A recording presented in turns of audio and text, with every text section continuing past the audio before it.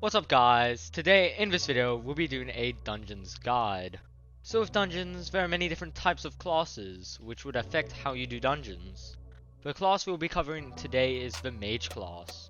When it comes to mages, there are two types of mages. The first is left click mage. With left click mage you mainly focus on single hit damage and high amounts of strength, whilst with right click mage you more focus on mana and clearing power. The type of mage we'll be covering in this video is the right click mage, as it is most viable within the lower forwards of the dungeons.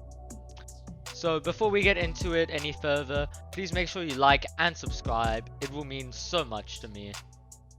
So with the first floor is the entrance. When it comes to the entrance, you only really need to clear it once to move on to floor 1. So I recommend just using whatever the gear you have already, such as young dragon armor or unstable dragon armor. After entrance, you will be going on to floor 1. With floor 1, you should be using as much Wise Dragon armor as you can get your hands on, whilst it not being starred. Wise Dragon armor is a really good early game armor set, as it is affordable, has good base stats, and its full set bonus is very helpful for mages. The weapon you could use is a Dreadlord sword. The Dreadlord sword has super low requirements, as you only need Catacombs level 5, and it costs around 6k coins for it off auction house. You can also drop it during dungeons. This gear should last you until about floor 3, in which you should upgrade your gear. I recommend getting as many talismans as you can and reforging them to Bazaar, as it increases your intelligence. You could also use Demonic Reforge if you don't want to reduce your crit chance, but I recommend you stick to Bazaar due to the fact that it gives you more mana. When it comes to floor 2, you can use the same gear as floor 1, as it isn't as hard, so just keep the gear you had on floor 1, but make sure you upgrade as much Wise Dragon armor as you can. By the time you reach floor 3, you should have full Wise Dragon armor. I recommend that after this you get a Bonzo Staff, which costs about 2.7 million coins. This can be quite expensive for some, so I recommend just grinding money if you don't have the funds for this. Try to get one as highly starred as you can, with the highest ultimate wise enchant that you can find within your budget. The pet I would recommend for this floor is an epic sheep pet.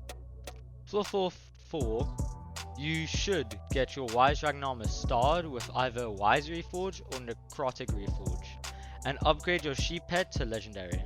I recommend for your sheep pet to either have a textbook, which will increase your pet's mana by 100%, or a dwarf turtle helmet. I would recommend the Dwarf Turtle Helmet much more than a textbook, as it reduces all knockback, whilst the textbook can only increase your mana to a maximum of 100 with a max level sheep pet.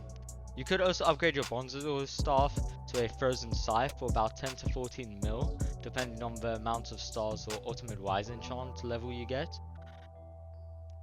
Around this point, if you haven't already, I would recommend you get some solvers.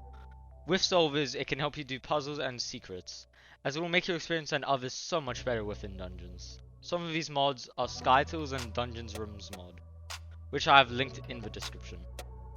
With floor 5, you must stick with your Wise Dragon armor, as there isn't really an upgrade until floor 6. If you are having survivability issues, you can swap to an epic turtle pet for about 7 million coins for a level 1 one.